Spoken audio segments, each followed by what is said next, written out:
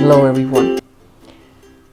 Today I want to talk about a topic that is quite popular to many people who are interested in self-development, personal development, and even spirituality.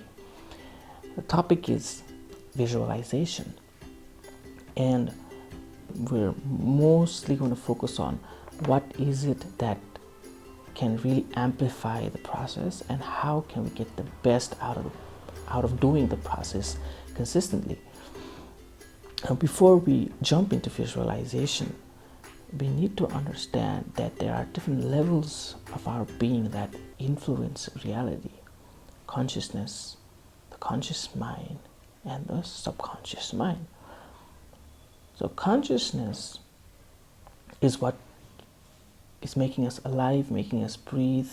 It is the divine energy that is unperturbed by any kind of content. It is just what it is. It is pure consciousness, just what it is, divine light, whatever names you want to call it. Now, the conscious mind is a constructed expression of consciousness which gets filtered through the subconscious mind and expresses itself as our conscious mind. These are the day-to-day thinkings that we have, and it is certainly limited to what we see, hear, feel, taste, and touch from moment to moment. The subconscious mind, on the other hand, is a rest of the programming, the habits, beliefs, the repressed negative emotions that we may have in our bodies. Now, all of these three things combine as they do their thing, influence reality on a much deeper level than we can think of from the conscious mind. So in many people's cases, the patterns of the conscious and the subconscious is very random, and it's certainly chaotic. And anytime we want to create something, we want to do something new, whatever it is, improvements in different areas, finance, health, fitness, career, there is a certain level of pattern that also working on the subconscious that keeps colliding with it, conflicting with it, and the result is par, nothing really changes. So when we do a process like visualization, or I like to call it repatterning, what we do is we are consciously using different images, different pictures, feelings of an event that we would like to experience in the coming future. So once this pattern is consistently experienced, consistently practiced, it affects our consciousness, which influences reality in the end. While you practice visualization, there is a state of mind that you have to do it from. What I mean to say is, when you do it in the afternoon, when your mind is busy and you are in a better level of brain waves, it's much less effective than when you do it in the morning, early in the morning, when you're fresh, when you don't have 10,000 things in your head, when it is very clear inside of your head. And it's the same before you go to sleep. That's when it is the best, because we are then able to access the subconscious, or the operating system of our mind, as the analytical mind quiets down, and that's when we can really submerge and immerse ourselves through the practice and start training the body and the mind.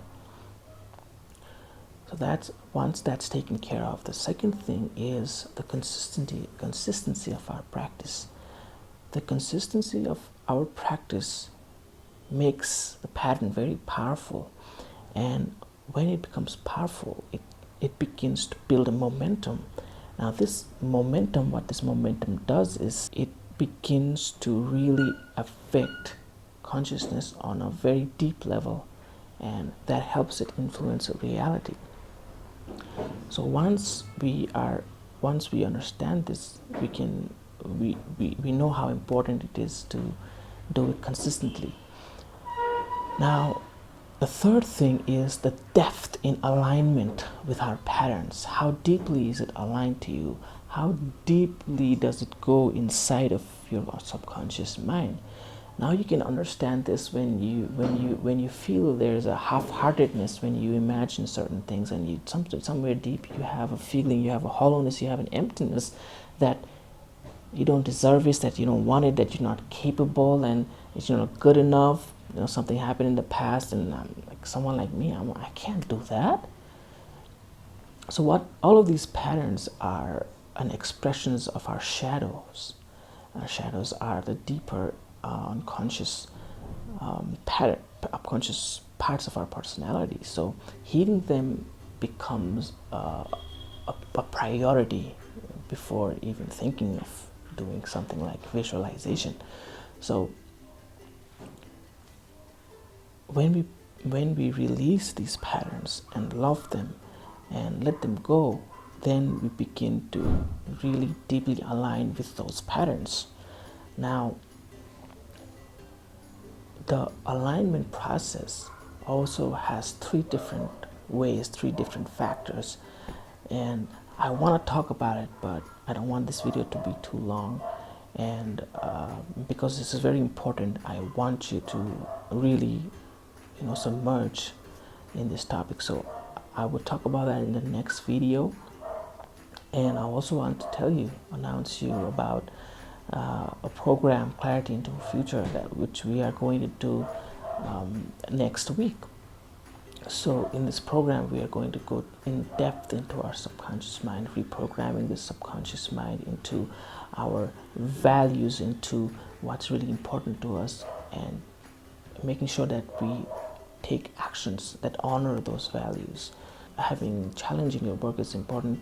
It's important to set a goal that honors that value, and it's going to be a great process. We are also going to be working on some